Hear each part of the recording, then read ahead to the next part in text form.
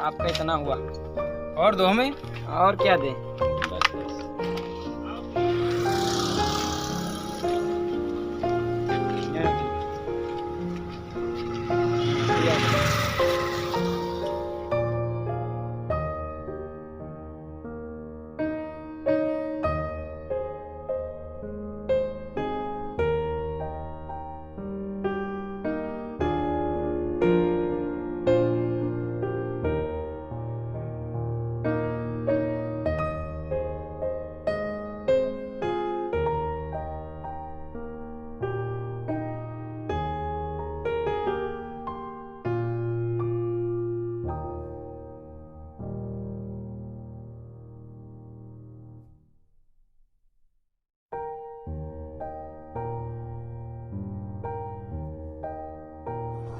ये रुपए मेरे हैं, प्लीज़ मुझे दे दो ना। कोई नहीं पैसे मेरे पास। प्लीज़ ये मेरे पैसे हैं, मुझे दे दो, मेरे लिए बहुत ज़रूरी है साहब। कहा ना मेरे पास कोई रुपए नहीं। प्लीज़ दे दीजिए मेरे पैसे, अभी अभी ये गिरे हुए हैं, यहाँ से कोई गुजरा भी नहीं है। यहाँ से जा, अपना काम कर।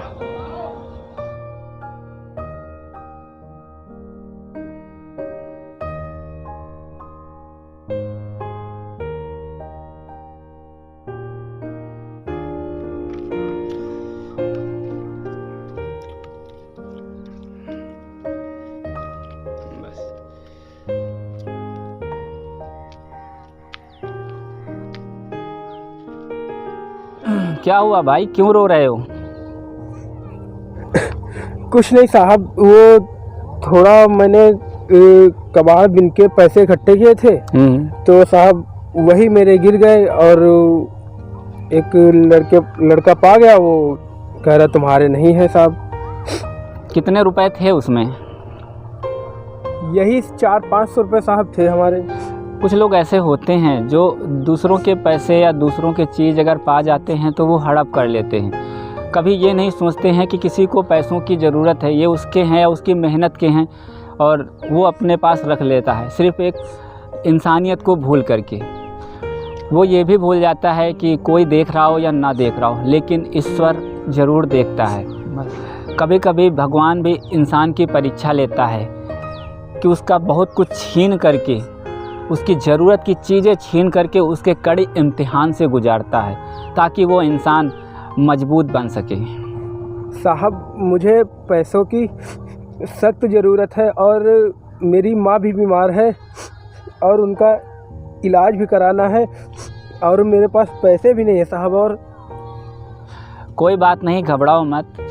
ईश्वर कुछ ना कुछ उपाय करके भेजता है। अगर कभी आप मुसीबत में हो या समस्या में हो तो खुद किसी न किसी रूप में आकर के भी मदद कर देते हैं। जिसने भी आपके पैसे लिए हैं, ठीक है, तो उसके किसी न किसी तरह से वो निकल जाएंगे, क्योंकि समय और प्रकृति किसी को भी माफ़ नहीं करती। भले ही हम आप किसी को माफ़ कर दें, लेकिन समय और प्रकृति कभी किसी को माफ़ नहीं करती है।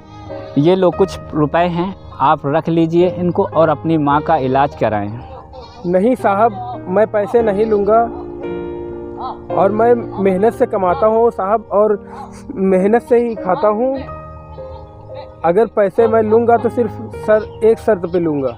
आपकी जो भी शर्त है मुझे मंजूर है। आप ये पैसे ले लो और आप अपनी माँ का इलाज कराओ।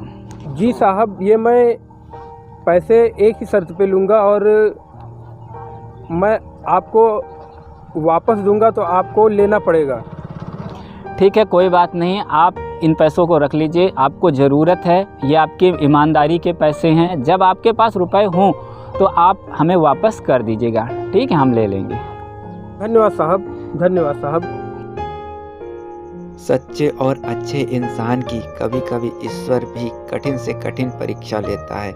मुसीबत आने पर कभी घबराएं नहीं, ईश्वर हमेशा साथ देता है।